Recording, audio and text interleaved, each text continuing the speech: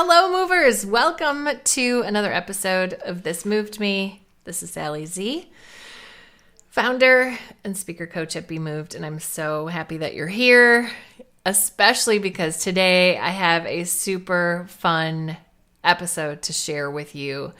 I recorded a conversation with one of my speakers, Kate Fitzsimons, and I cannot wait to share her with you. She is a youth motivational speaker from Australia, and she speaks with teens all over the world about resilience. She is truly one of the most hardworking speakers that I've ever worked with. And, she spent a lot of time speaking all over Australia and really created this incredible reputation for herself. And she was named like one of the most influential women in Australia and all these really cool accolades, which is great.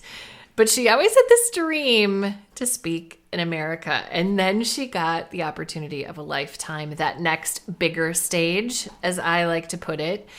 And she realized in that moment, because it felt like, oh my gosh, this is the next big risk, the next big leap I want to take, that she wanted a little extra help. She didn't want to leave anything on the table. She didn't want to get to that moment and feel like she could have done more. And that's when she reached out to me. Now, when you have a high stakes opportunity, that's often the point where we say, right, like, oh, I need some help. I want to make sure I nail this. I want to feel like I have done everything that I can. I don't want to leave anything to chance. And that's often when we reach out and get a little help.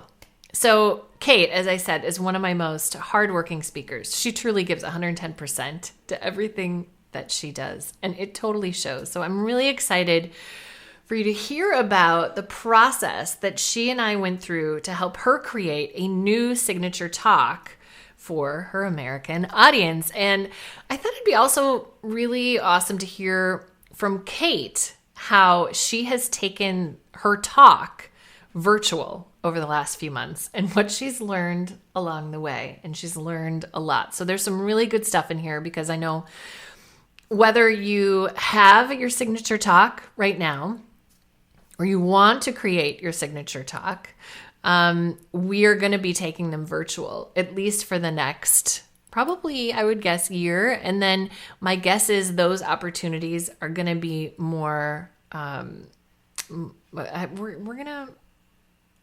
my guess is those opportunities aren't going to be as rare as they used to be. We're gonna see more of them, and that's not all bad. Yeah, just get me back in front of an audience at some point, please, people. All right. So here is the deal with creating a signature talk. I mean, it's a huge learning process, even for somebody as experienced as Kate. Creating a talk, you learn a lot. Giving it in each new context, whether it's virtual or it's in a keynote format or it's your TED type 18-minute format or it's a podcast conversation, we learn in the process of doing. And the learning is not always easy. But if you really show up like Kate does, if you really give it your all and pay attention to the learnings, that's how we get better. And so it has been such an honor and a joy to work with Kate as she shows up so fully, giving 110% and learns and gets better. And as we talked about in this conversation, really becoming a better speaker truly is the same process as becoming a better human. They parallel each other. We become better humans when we become better speakers and vice versa. It's kind of amazing. So I really hope you enjoy this conversation. Here she is, Kate Fitzsimons. Hey movers. It's Sally Z with Be Moved. Let's go create some talks that will move this world. We're going to talk with amazing speakers, share tips, tricks, resources, and we are going to be moved so that our audience can be moved. This moved me. What is moving you? It's just, I like this setup. I like being side by side with my human. Hello. Yeah. Hi. Look at our skin, how different our skin color is. It is. Mine's fake it till you make it, though. It ain't real. I'm a little Irish girl that's white as. So. Oh my gosh. Well, you also live on the southern hemisphere and actually get sunshine. How's the weather going? Are you guys still going? It's gorgeous. It's absolutely gorgeous today. It's like 60 degrees and sunny. Okay. I mean, it's not hot. I'm wearing a lot. Yeah, but it's pleasant.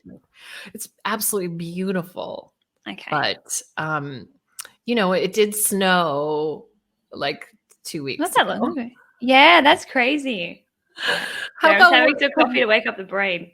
I know. Well, I know it's so bright and early for you. Good morning. Thanks for being here. I actually got up and went on the bike to wake my brain up. So I am got the endorphins going. Good for you. Yeah. I couldn't have you. Trust me, you wouldn't want me first thing out of bed. That wouldn't have. We've had plenty of sessions where you were just dragged you out of bed, and it was, afternoon time. This is a time for me. I mean, this is how we have to do it because we're talking on opposite ends of the world. But this is time for me, especially right now in quarantine. If by 5 o'clock I haven't had a margarita, it's like, what's happening? Do you have a margarita every day? No, but I was like, that's fantastic. Maybe 5 out of 7 days. Is that bad? It's not every day. Not every day. It's not always a margarita. Yeah, I'm mixing them. Thanks, mixing them. How are you dealing? How are you hanging in there? All right. Obviously sucks. Like being away from Nate. Oh no, I'm like this red. So the sun's coming up and like the colors are changing in the sky, reflecting on me. So don't mind me as I go all sorts of colors. It's all right. It's obviously like tough being apart and doing long distance. I think the hardest part is just not knowing, because we've been apart like 5-6 months before, but you have a countdown and you know for sure, like, we're coming. And then to get a husband to be like right near where you are in April and speaking there, like everything just get cancelled over here. So yeah, it's for, everyone, and my business, obviously speaking wise, directly in person's all disappeared for the time being. And then Australian schools wanted to book me in for later in the year, but I'm like, well, I don't know when I'm going back to America. So it's like this catch-22. Yeah. Totally. But if you, like in Australia, if you could be in person there, are you doing gigs in person in Australia? No, because all the schools are still technically haven't really got kids, and they've got big social distancing rules within the actual schools and everything. So mine, like I had one on June 15th, just messaged me yesterday and say, no, we can't go ahead. Can you push it back till like what we call term 3, because we section ours into 4 terms. And I was like, but then like I just want to be in America with my boyfriend. So it's like this, and then it's like the heart versus the head, like, what's smart and what should I do and what do I want to do and everything like that. But no, so most things in Australia, all of our like cities shut down. Like we're still very much on, we should be lifting in the next couple of weeks, because we've had in the total of our country, I think it's like 83 deaths is the last I saw since the beginning. So obviously, that's 83 too many, but it definitely hasn't gone to the scales of what you guys are facing or Italy or anything like that. So yeah. Well, I'm really glad to hear that. That's great. Yeah. So hopefully, as things lift for you, you can come back to where things are horrible over here. Everyone,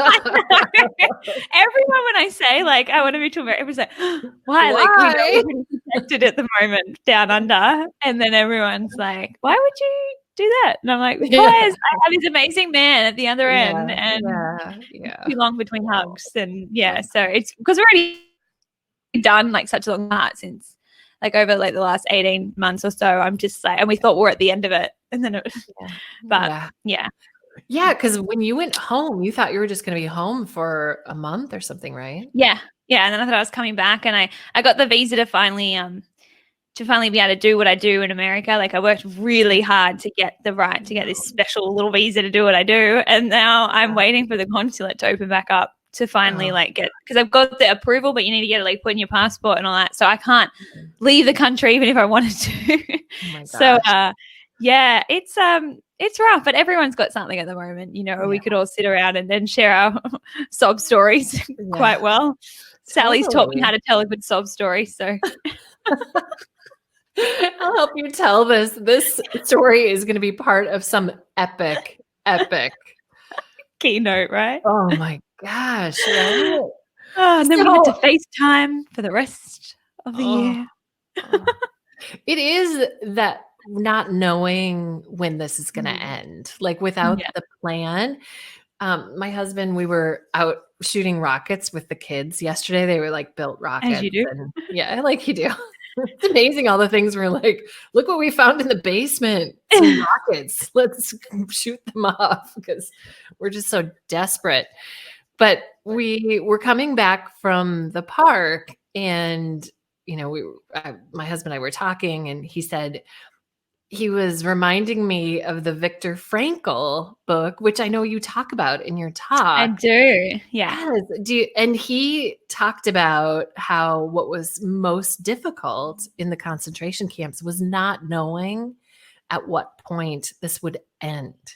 You know, it was like, if you knew, okay, we're going to be here for 3 months, and then at least you kind of have this sense of managing to that, you know, like, okay, we can move through this. And you just talked about that, like when you're apart, but you know when this is going to end, there's this beautiful countdown. Yeah, you hold on to that hope. I mean, but at the end of the like, I just keep reminding myself, but it will end. Like, nothing in the history of ever has lasted forever. Yeah. And what I've been reminding myself of, like, it doesn't really matter how long, like, you still have to adjust to the now. Like, whether this is another week or another year, you still have to stay focused on making the best of now. So I'm trying, like, the brain hates uncertainty and wants to, but the problem, because the brain loves to solve problems, but it's spinning without knowing all the parts of the problem. So it just keeps spinning and spinning because it can't fill in the gaps. And so, you know, it's just kind of redirecting, like it's not helpful. And then I just, like, my mantra, it was always for Nate and I, like my boyfriend and I, was, we'll figure it out. And now it's just like everything in life is like, people are like, but what about this? What if this happens? Well, we'll figure it out. We'll figure it out. And it just, because it reminds you that you don't have to know it all now, that you can figure it out one step at a time. And but it definitely is that the not knowing. And then I remind myself, like, we never really know in life. Life is one big uncertainty every day. I think it's not in our awareness. But, you know, I took off from America in February thinking for sure I was coming back in April. I wasn't stressed because I just chose to believe that I'll be back here. But really, that was never happening. I just didn't focus on it that way. So it's kind of reminding ourselves that humans can do uncertainty. We do it every day. Right. Ooh, I like that perspective. That's great. Especially because, you know, as we share this, there are speakers all over the world right now who are getting the same kinds of emails that you and I are getting, which is, we can't do this right now. Can we postpone? Or have you done any talks that have gone virtual? Oh, have I done a virtual talk? That was fun. That was not a setup. I forgot that you had done that one. Can we talk about it really quick? Yeah, okay. So when I was going over in April, I was going to speak at a school in New York, and then they were like, oh, you know, we'll postpone it. And then they will reach back out a couple of weeks later, and they're like, no, let's do virtual, one for the kids, one for the parents. And, you know, I actually step back because they're really in the thick of it in New York, and the kids were quite young, from as young as like 5th or 6th grade. So my a younger audience when I'm used to. So I actually put together a slightly different talk, and I worked really hard at getting like the slides and making sure they were extra pretty and bright, like engaging for the kids. And, you know, I had to I shortened it down a little so it wasn't quite so long. Like all this stuff, I spent like a whole week of just hours and hours and hours. And I was like, no, I'm going to make sure I give these kids the best of me. Like, all you need to do is bring some energy, bring some love. Like, that's all they really need. And I started the talk, and there was like, so I hosted it on Zoom, and the other teacher was there, and then she had to duck off to something. So my panelist had to go. Not at all blaming her, but I was then on my own, and I had 300 kids on the other end. And I don't know if you've ever tried to be on Zoom with 300 kids talking on chat, but it kind of goes crazy. So I like didn't look at the chat because I'm thinking they're all just excitable like 10-year-olds. And I just keep going, and my screen showing all the slides, showing the videos. I get to the end. I'm like, awesome. Thanks so much, guys. Here's where you can find the stuff. Love it. Go to the chat. They didn't see after slide 3. They're like, we can't see your slides. They didn't see the video. They had no idea. Now I'm just knocking my mic over here. I'm accident prone. They didn't see any of it, basically. And I speak a lot to my slides. Like I was doing this thing called a jot, like just one thing to find every day, and this and that. And they're like, what's the jot? What's this? What's she talking about? I'm like, oh. And one of the mums that I knew was just like, yeah, Kate, you're awesome, but we can't see your slides. And I'm like, oh no. I was shattered. Like that was a very like, you know, when something matters so much to you, it's like the fall hurts even more. It was I'd given that everything, and I was just like, and I even practiced with my boyfriend in America like 3 times, like, does this work? Can you see this? Because like he's at least closer to where they are over the other side, so making sure it was coming through. And yeah, it was just like when I played one of my videos, like Zoom, like it kept playing at my end, but it didn't at their end, and it never picked back up. So I had no idea. So I had to, the hardest part was picking myself back up and doing it for the parents the next night. Okay. So you posted about this, and I was feeling for you, of course, because we've all been there to various levels where the tech is not working in our favor. And when we now are so dependent on virtual, the technology, so much is riding on it. So what were some of the big lessons from that you were like, okay, here's what I could have done to ensure that some of that stuff didn't happen? I mean, sometimes it is like in the ether and you cannot control it, but what were some of the lessons? So I think first of all, let yourself have the tantrum, let the meltdown happen. I think it's natural. Like I think if you try to be like, I'm okay, like I call my boyfriend, I was like, oh my gosh, like I just like and I was doing it because of the time difference. It ended up finishing at about 1 a.m. Like it was like I started at about 11:30 at night, so just physically exhausted as well. And so the big thing, of course, it's tempting to blame technology and just go, it's Zoom fault. But I stepped back and I looked at the particular slide it froze on, and I pressed a button which it lets you press called optimize screen for video share, and that froze the screen for them, but didn't at my end. So don't press that whilst you're sharing your screen on Zoom. Not a good idea.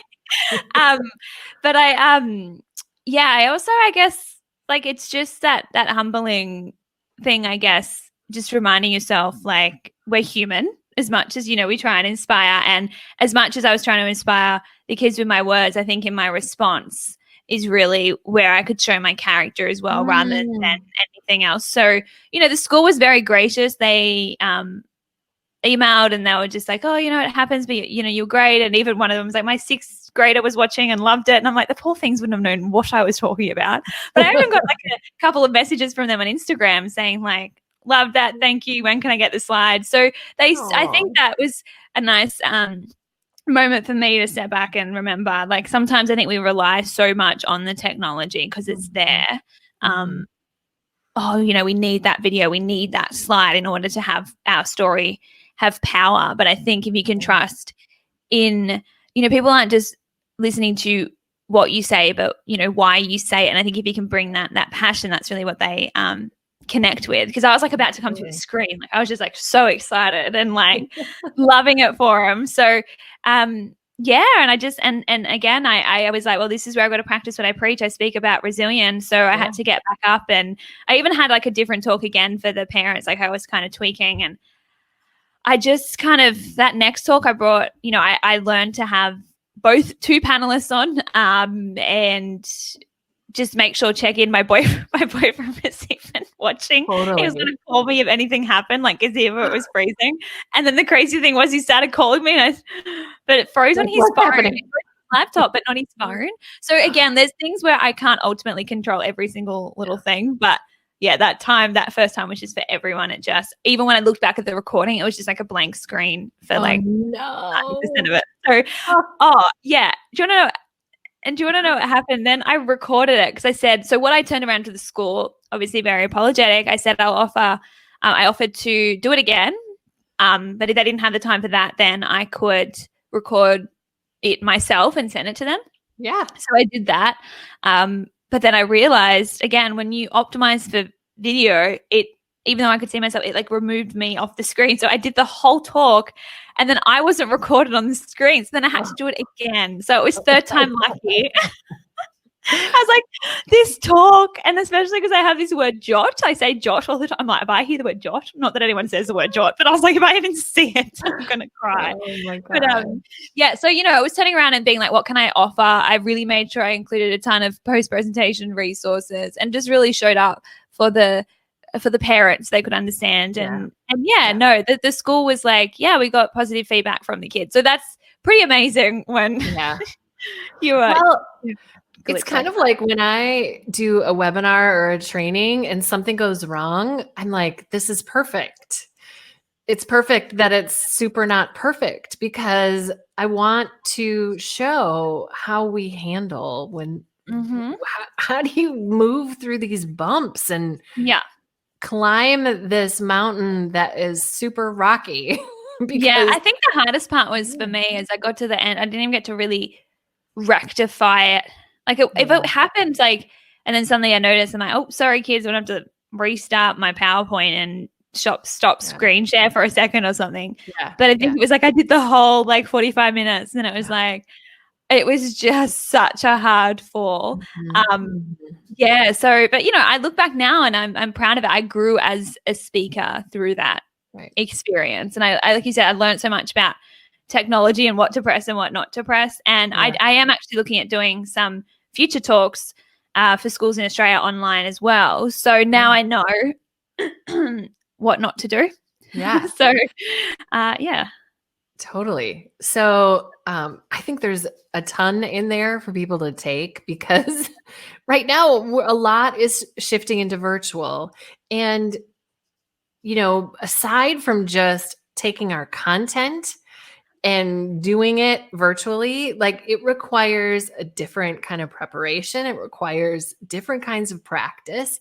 It requires a different level of energy, I think. And so one of the conversations that I'm hearing online is about the value of a virtual presentation versus an in-person one. And they're different. They feel different to everybody, but I think in terms of the prep for the speaker and what it takes for us as speakers to really reach out and connect with our audience, it is a ton of effort and intention and the imagination required to really connect. It's huge. It is not a small task. Oh, I was like that. I think that's why I was so broken at the end of it because I gave it absolutely everything that I had and then I still fell short and it was just like, and then people are like, you should have practiced. I'm like, I did. Like I practiced so many times with someone on the other side of the world, like making sure I was like, what if I click this button and that button? What do you see? And he was like taking photos and showing me like the user end so I could understand and stand in their shoes of my audience and what are they going to see? What are they going to hear? So I even like practice with like, I have a mic that sits here, like near my mouth, like so it's not just my podcast mic that I have to like lean into and be stuck at all the time. I'm like flailing around, like freaking like I'm on stage. But and I know like another thing, like I'm really conscious. I speak with my hands anyway, but I know people are always suspicious of you when they can't see your hands a lot. So a way to build trust is to have the hands out. And so I was just really trying to be, have them up. But I've heard even like apparently like doing like that with your palms out is like the most kind of welcoming is that because of because I'm open, I'm not going to hurt you, I don't have weapons like from back in the day. So so I was just trying to, you've got to be unique. I did a poll of the Aussie slang, so they voted on, how I do some Aussie slang, vote their answer in so they could do a poll, and then I did it that way. So it's like, how can you engage them and use the most of these features that technology does offer? But what I struggle with the most is not being able to read the feedback of their body language and their interest and anything like that. It's hard. So you just, in a way though, I was like laughing with my mum. I was like, it's kind of refreshing though, because you don't have to deal with anyone's like you can just believe that everyone's loving it and just keep rolling on. Yeah. That's totally true. Pros and cons of that.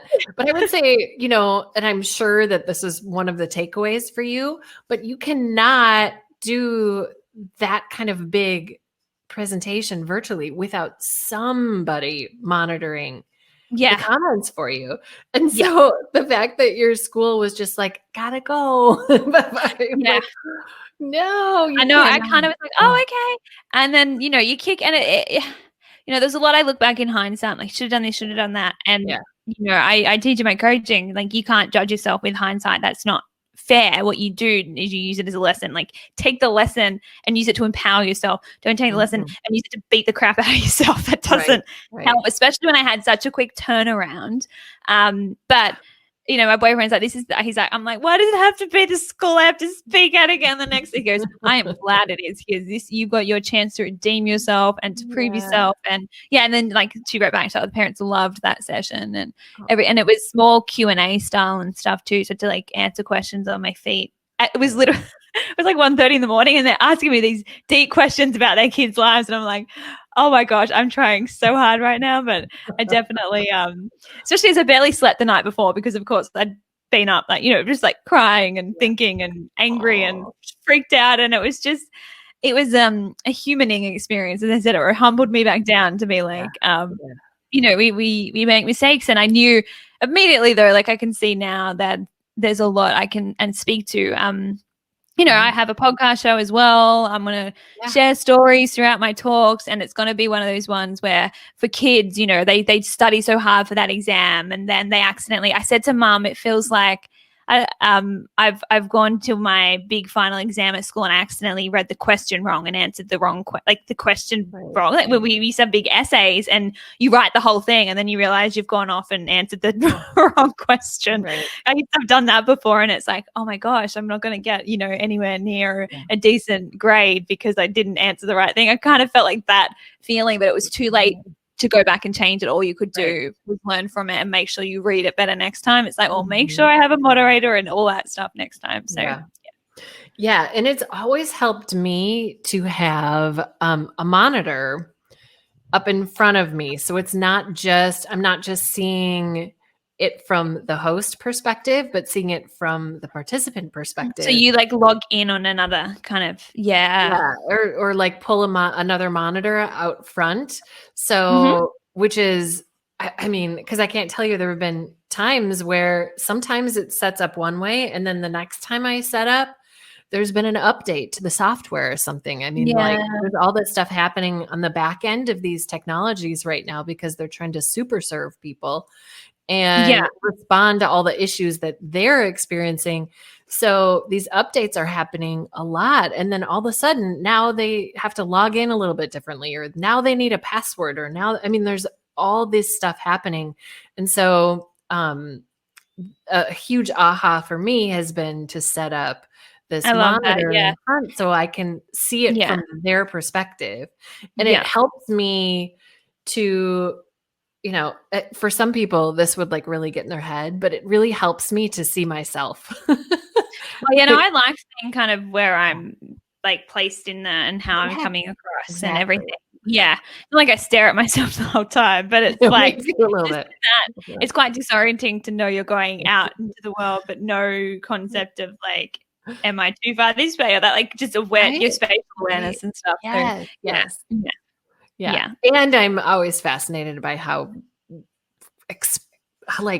crazy my face is. It's like, whoa, my face. I feel sorry for anyone that tries to take photos of me on stage. There are people like, I want to photograph you. Like, can we take photos while you talk? I'm like, good luck, go for it. But you're going to get the weirdest faces I've ever. Like my boyfriend would do it like when I was over in Ireland, and then you get the little kids like, up in my face, and then like you hear them click click click click click like the whole time, and then I'm like, did you get any good photos? And they're like, yeah, sure, we'll send them, and they send like 2 because the rest are like, I'm just always facial like flying everywhere. So yeah, it's so funny.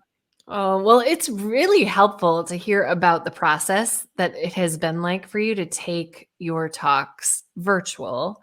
Um, and my hope is, of course, that eventually we'll all be back in person again. But I Yeah. have a feeling that some of this is going to stick around, because it's more affordable for event planners to do this kind of thing. And because in some ways, when we can communicate virtually, it opens up all these parallel ways of connecting and communicating as well. Like you said, you could do a poll, and you can offer supportive resources and workbooks, and there's all this ancillary stuff that can go next to it to help support Yeah. it in a different Yeah. way that can make it more dynamic for people. I mean, nothing will ever replace being live, I think, the kind of experience that we can Yeah. I was create. gonna say I miss live big time, but I do see Oh, this there's space in it. And I think, it's interesting, like I've done online coaching with teens for years. And if I said to the parents, like, oh, we use Zoom, it was like, what's that? Now, like, Zoom is like yeah. just like thrown around like Google, like, oh, see you on Zoom. Like, I Yeah. like face, like, it's just so known now. So I think it's opened, I work in the education market. So it's opened up, I think. Just I can really only speak to that. Like schools, I was like, what are you doing? Sorry. I was coming in the I think it's opened schools' minds as to what is possible, like, and integrating that technology and things like that. But I think personally, like I think technology chats like this, where you can still connect with the person one-on-one, like, and have that eye contact and everything is really powerful. But for me, I so miss the two-way connection because like it's just so I would always be open to it. I would offer it. I even when schools would find me in, like, I had some schools like it was actually in Minnesota. She found me and she just thought I was based in Australia, and at the time I was over in America, and I was like, oh no, I'm planning to come, because she said, do you offer online talks and stuff? So what's interesting for me is if I begin to get a school that is just a bit far out, I can say, yeah, I can offer it online. So I'm interested to see how my school like my talks received here in Australia for the online stuff too, because I plan to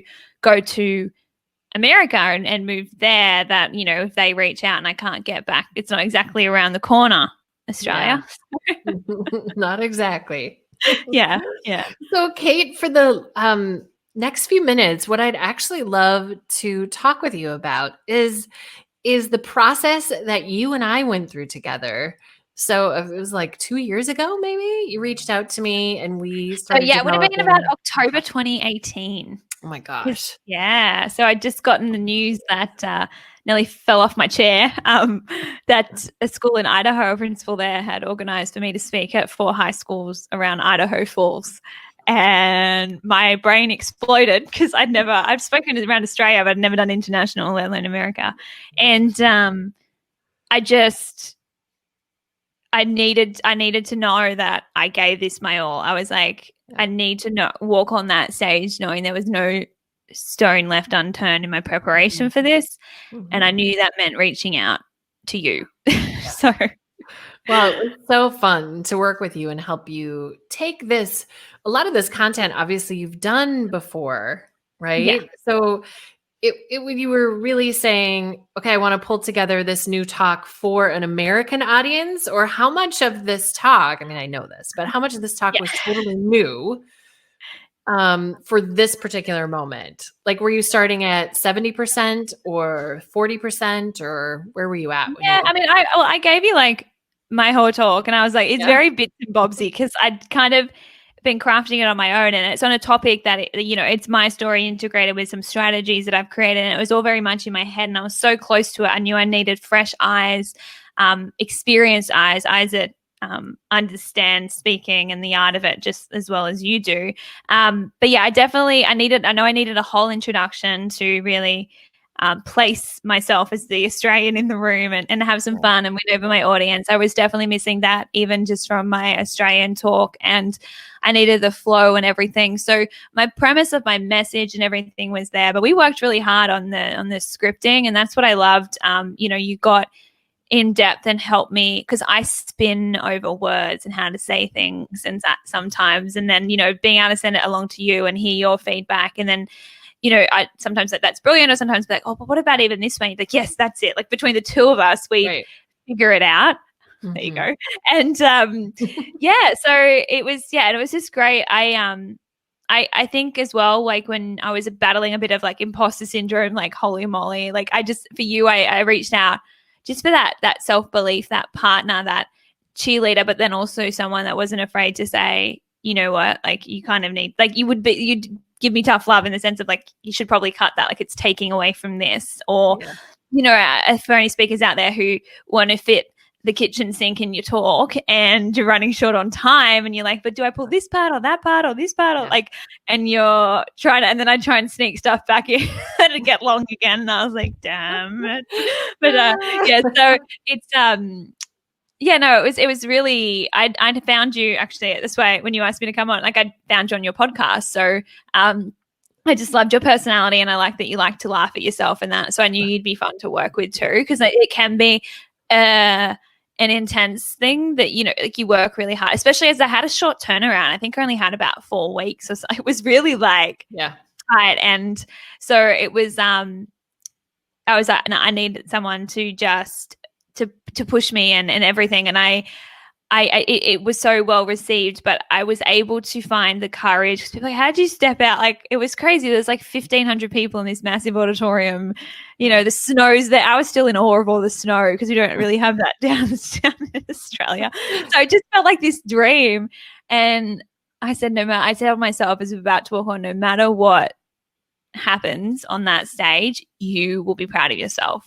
Oh. You invested so much emotionally, physically, financially. I reached out, I paid, like I was like to you, I was like, this is worth it because of, that's how I judge myself. And again, it was me putting into practice because I teach kids like being resilient means you're not just hung up on the outcome, but what you put into it. And I know, and I want, at saying that, I want to be one of the best resilient speakers in the world, one of the best female speakers in the world. So, if you want to be the best athlete, you need a coach, no matter how good you are.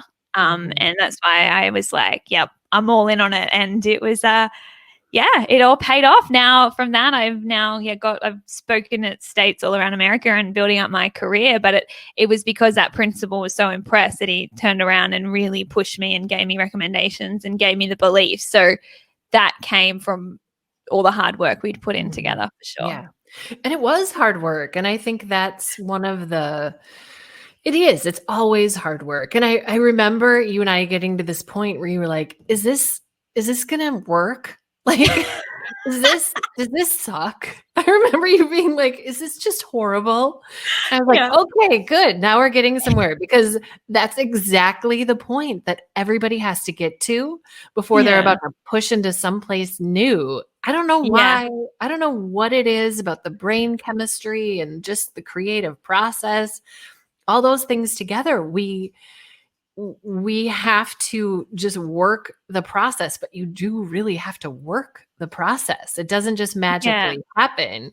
You have to really get in there and put yourself through the process of creation for something awesome to come the other side.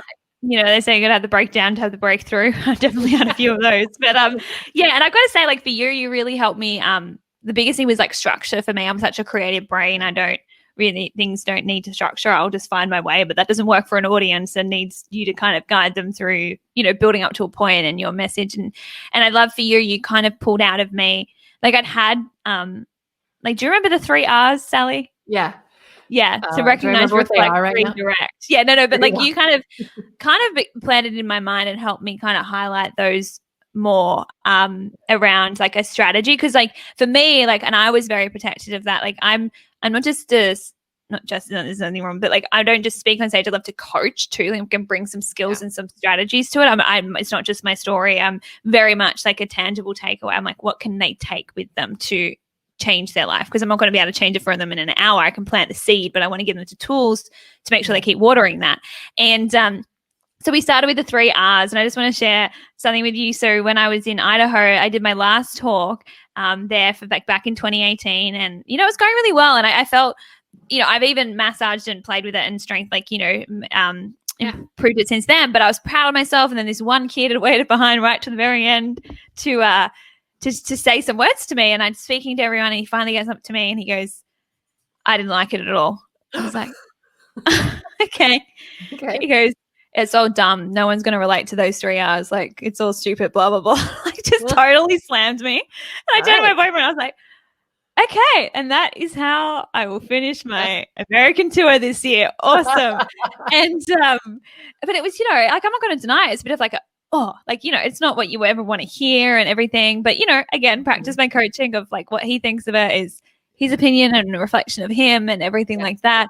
But what was great now, even like, I worked on my talk and just my confidence as a speaker and my ability to give that message and everything. But now I've had people like hashtagging the 3 R's. I've had people like, I want to get that on a shirt and like all this stuff. And like, it's the new thing of like, and even my boyfriend and I now play around, like when we're freaking out, like just remember, like walk ourselves through the 3 R's, but it's really latched on now. And it's like, now it's my self-developed strategy that I can say like no one else in the world can teach this ability to help handle your emotions. So it's so cool. But I love, I'm so grateful now that guy almost like that he did say it to me, because it made me double down on my self-belief and back myself. I could have easily gone, you know what, I need to take that out. It is stupid, because I did have doubts. I'm like, but I was like, no, there's something like this is literally how I helped change my life. And I know it's just okay.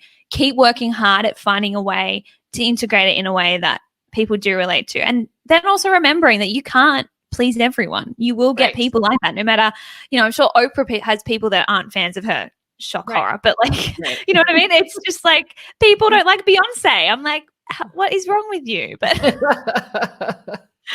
it's so true.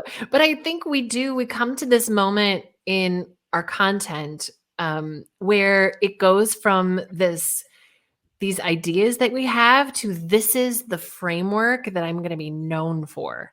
And I think when you get to that point is when you start to establish yourself and really own that place that you have out front. Yeah. And that self-belief and that self-trust, once you have that, then other people's feedback, it might be helpful. This might be helpful feedback, but there's always going to be people who are just negative. Yeah. And I could tell like it's just not for him. Yeah. And he's, I know. And something that I, helps me is to think of the world in thirds of like, there's always going to be like threes. There's going to be people that can't stand you, the haters, that guy. There's going to be people that are indifferent, like, oh, she's all right, like, cool, that was a talk. Like, and then there's going to be a third that is like, oh my goodness, that was life-changing. She is amazing. Let's all go hang out with her. So it's like, and so if you can allow space for that, rather than trying to get everyone to fit into the space of loving you, but just knowing, oh, he's just different. And he probably likes to, I don't know, go play video games or something. Like, isn't it? Like, he's not ever going to, it just, because if you spend so much trying to win over the people, they're just never going to like you, no matter what you do, no matter how juicy and ripe a peach you are. There's always going to be someone that doesn't love peaches. Focus on the people who do. Focus on the people who enjoy my energy and my Aussiness and my stories and my strategies. And they're my people. And I don't want to let them down by trying to win over someone who just, I could take the 3 R's out of that talk and that guy still wouldn't have liked it. Trust me. Yeah, no, you're totally right. I think it's interesting that he took time to come up and tell you. He waited a long time because I was doing photos and hugs and, all that kind of stuff after with the kids. And it was just like, it was the last one of after like a couple of days of just craziness of my first time speaking in the States. And he's like, it sucked. It's dumb. The 3 R's no one will relate to. It's like literally like, and it was just like, so this time around when I went along and the kids, and like I literally got messages from the kids like, I'm using the 3 R's, it's lifting my mood already, like just all that stuff. I just high-fived my past self and I was like, I'm so proud of you for not like trying to take that away and reinvent that. It was just, and I think he did help me think more intentionally about how can I make them more engaged with the 3 R's and understand better. And so now I'm I make them guess, like when I take them through an example of it, I'm like, what's that first R? And then they're like, like, so it engages their brain and they remember. And it's like, it becomes more of a thing now, which I can see now they make it then more of a thing afterwards of, the 3 hours is 3 hours. So yeah, but love it. Just for anyone else out there who's thinking, I don't know if this is working, but I believe in it. Keep that belief and just keep working hard at finding ways to integrate it. And I love that. I love that. It's a process. And I love the fact that even now that you're consistently speaking. Right now you're not able to be in the US, but you've really built up pretty consistent speaking. And this is the main core of your work, right? Your speaking is a big part of your business. But I love that even though you're out there doing it consistently, you're still working on it. It's still evolving. You are one of the hardest working speakers I've ever worked with. And it shows. I just want you to know that. I've always appreciated how intentional you are, how focused you are, how determined you are. I mean, all of your resiliency work comes into play. It's part of the reason why it's so fun to work with you, because you are coaching yourself through the process as much as I'm coaching you. Yeah. But it is so good to have that team, like for you to, be mentoring me through it. But for sure. Yeah, no, it's a process, and I know it will be. And I love listening to speakers who I hugely admire. Now my brain's gone blank and I can't think of anyone, but I know I've heard them on podcasts where they're like, I don't think you ever get to a place in your speech where you're like, this is perfect. I am perfect. This is amazing. Like, and I'm like, I like that. I like that it's like going to the gym and the weights still are heavy and it still still pushes me and makes me grow. I love that speaking is something that's always going to push me. Like when you think you've reached a point, you realize you can go further. And that's why I think it's like the ultimate self-development. And I love that public speaking is really it is all about personal development and growth and letting go of the number one fear that holds people back. And that is what other people think of them, and that fear of judgment and that fear of being vulnerable. Like that is what you do every single day as a speaker. You have to overcome that primitive part of your brain that tells you go hide in the cave and let no one see you. And that's a skill you can transfer over in everyday life, of having to have those tough conversations with your loved ones or, anything like that. And so I've grown as a speaker throughout this process, but also as a person, and how I'm able to show up for even just family and friends and things like that. So I love speaking because it will always humble me and it will always teach me and it will always help me grow. So yeah. It's so true. I have to virtual high five you on that hole. Yes. That was so beautiful. Yes. I've always believed the process of becoming a better speaker is just the process of becoming a better human.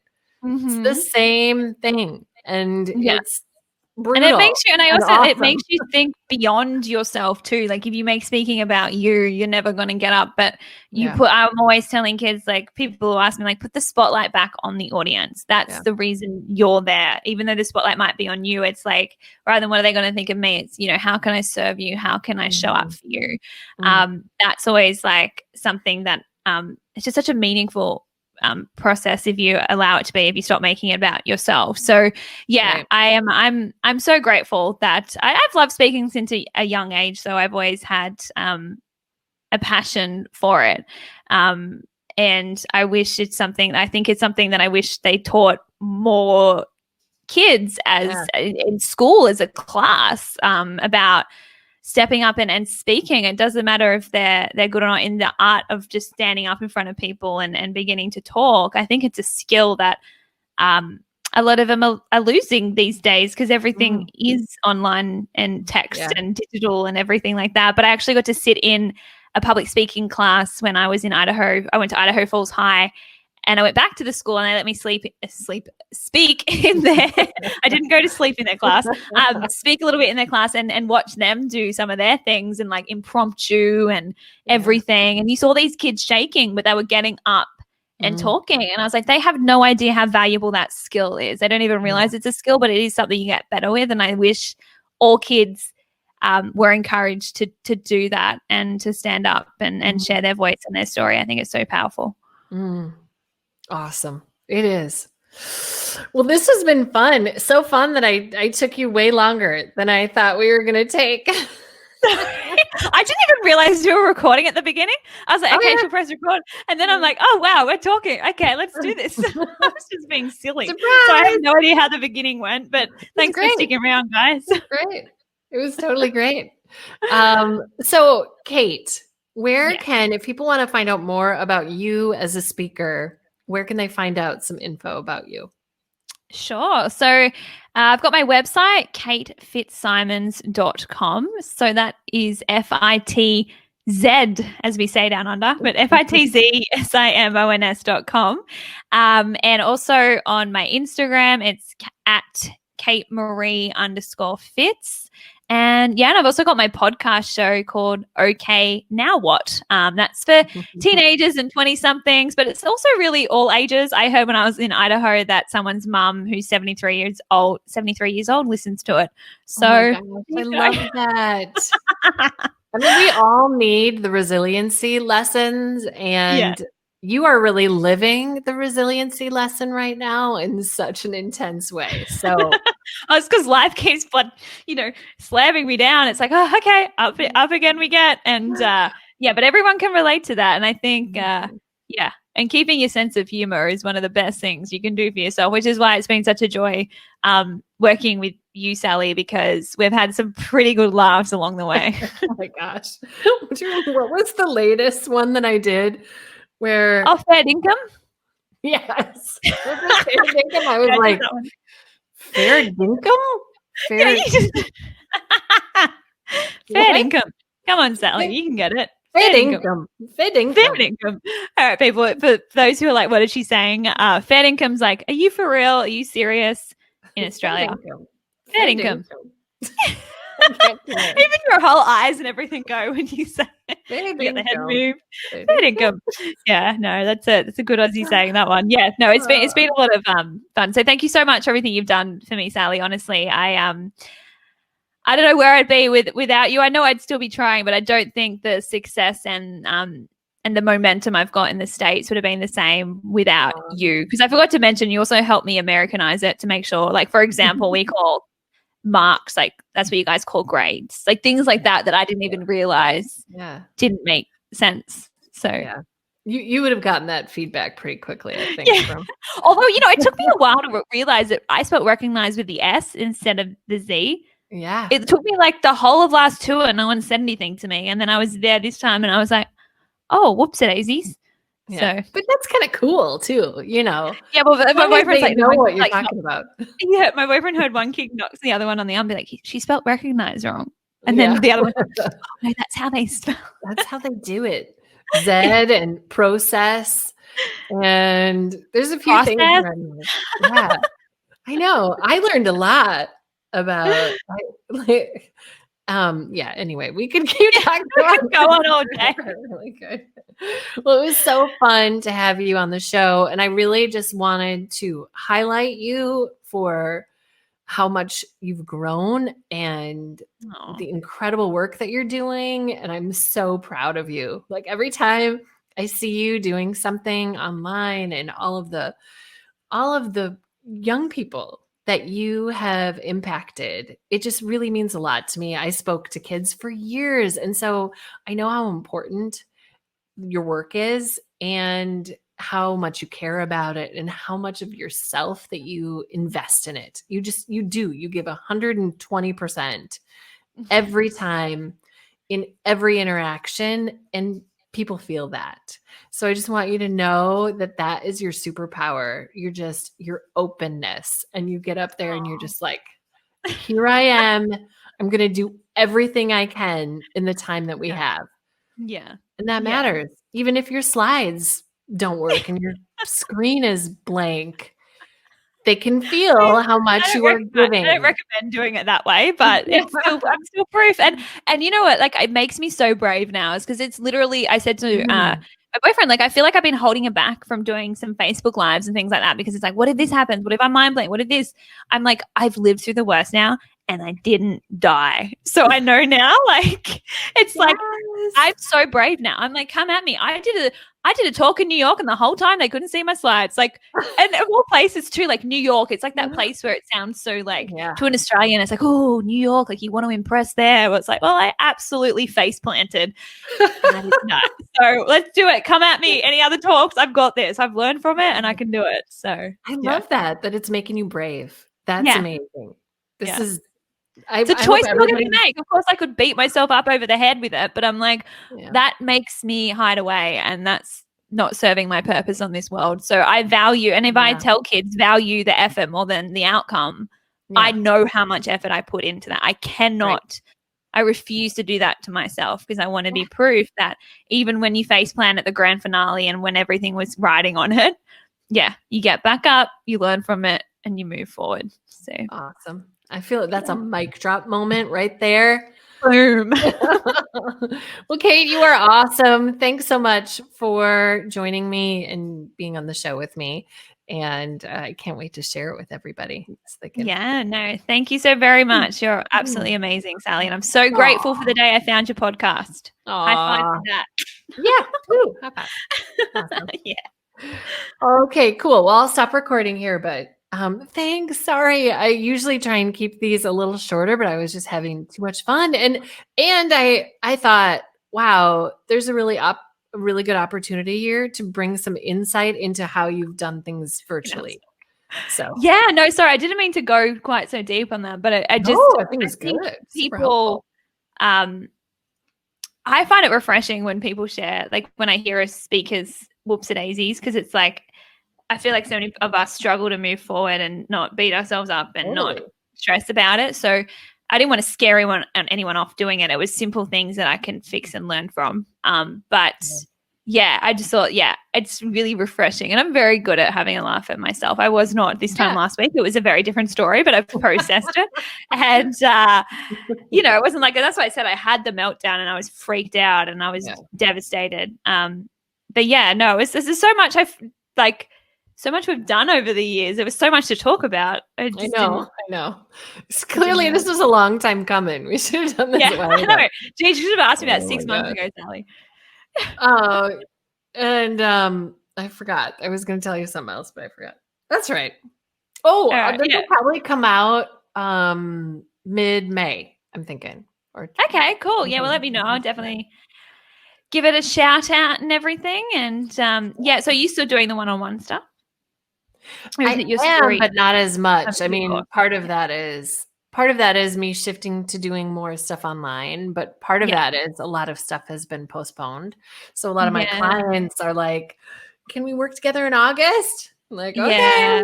So what's your, are we still recording or are we still live? Here. No, we're not. Here, let me, beep. Oops. Oopsies. There we go.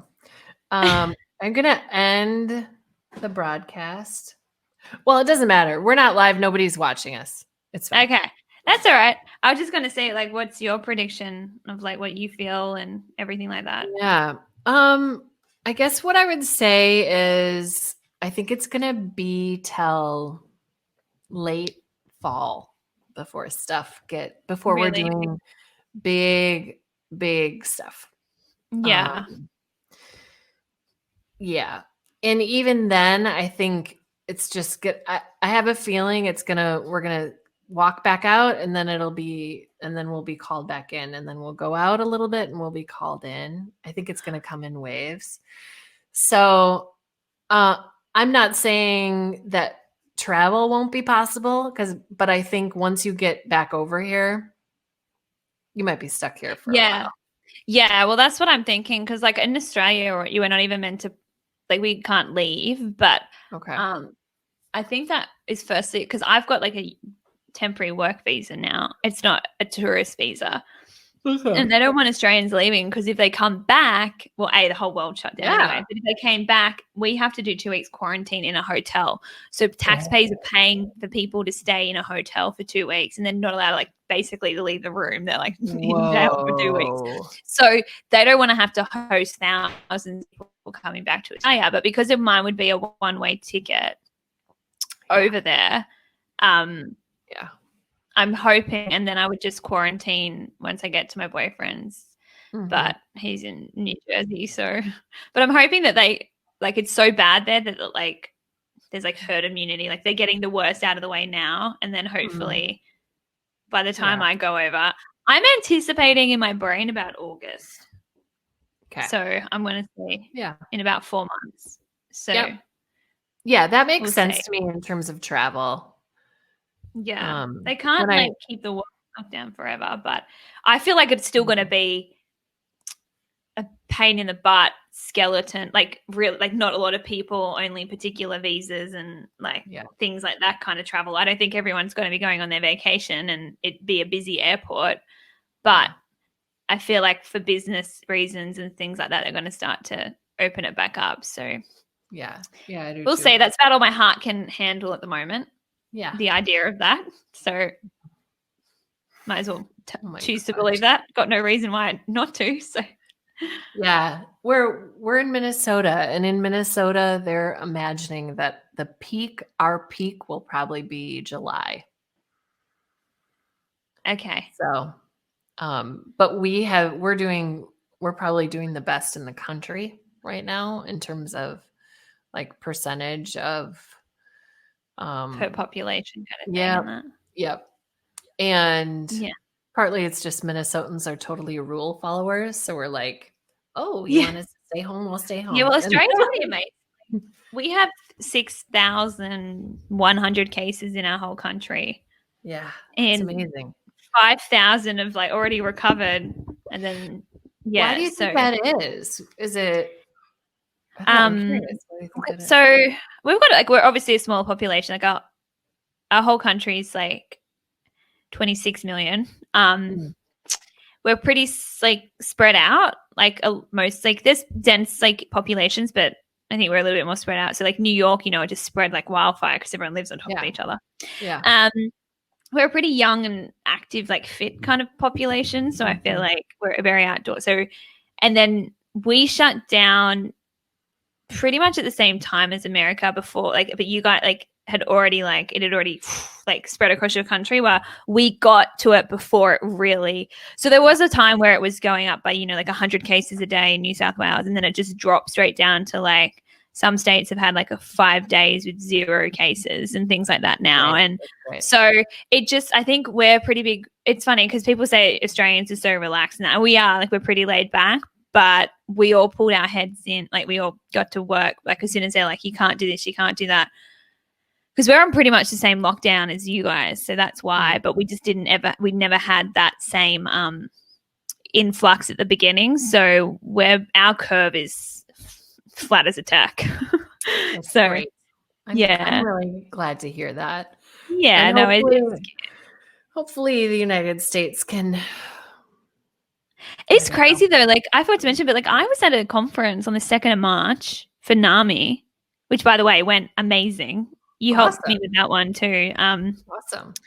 And we were hugging and high-fiving and everyone's your best friend. It was like that next Friday, the whole world had shut down. Like it went so quick. Like it was like you couldn't even. We were so. I'm so grateful that I got the chance to do that NAMI talk though. Yeah, because that's awesome. What's NAMI again? National Association of Mental Illness and like mental health. It was like that one for where I spoke to but even like psychologists, because like I had that big imposter syndrome of talking to psychologists and things like that, but they're like, oh, we learned stuff we can learn in our talk and things like that. So it went really well, and so that gave me the belief. Like now I offer on my website like talks for parents and stuff. I just really am glad I got the chance to do it. Or I said to Nate, it could have happened right before I went to Idaho again in January, and then I would have missed out on all of that. So timing wise, I mean, there's never a good time for this to happen, but it didn't happen at the worst possible time for my career. So I've just got to look at that big picture. Yeah, totally. But yeah. Oh, well. Okay. Well, it's fun to keep up with you on Instagram. Yeah. Oh, yeah. No, I'm always stalking your stuff too. So you got 2 pages now, don't you? Do you have This Moved or Big Moved or something? Or Sally Zimney. What's your last name, by the way? Because I feel like it's Zimney. Yeah. Zimney. Do you have like I usually just say Sally Z to keep it simple. Sally Z? Yeah, Sally Z. You can say that too. Oh, well, I have to run, but so no good worries. to hear from you and see you. Yeah. Thanks again for your time on this. No, really thank you. And yeah, I'll definitely give it like promote it for you once it's out. So just let me know. All right. Fab. Thanks, Sally. Thanks, you too. Talk soon. Yeah. Bye. Bye. All right, movers. So great to have Kate on the show and talk about her process of how together we created her new signature talk and all of the learnings along the way, especially now as she's sharing that talk virtually across the globe. So cool. And it all really started with an inventory of her stories, of the learnings, of the structure. That's how you start the best talks, is by taking a moment of self-reflection and really self-exploration. So if you are curious about how you can create your signature talk that you can share virtually or in person to help you establish yourself as a thought leader or an expert in your field, I would love for you to check out my TED Talk Jumpstart Kit. And I say TED Talk to really shortcut what I mean by a signature talk. Right. And those are the kinds of talks that our audiences really want to see and learn from. Idea-driven, insight offering talks. And they are leadership establishing talks. So go to bemoved.com/TED Talk. You can download this awesome PDF that will walk you through some really powerful exercises to help you inventory your stories, what you want to be known for, and the ideas that can really put you on the map. And what's awesome is you can do all this exploration with the support of the Movers U community. So that's all over on bemoved.com/TED Talk. And I would love to see you over there. Awesome. Until next time, my movers, this moved me. What is moving you? I want to know. Let me know. Reach out to me. You can find me on the socials. It'd be fun to hear from you. Bye, my friends.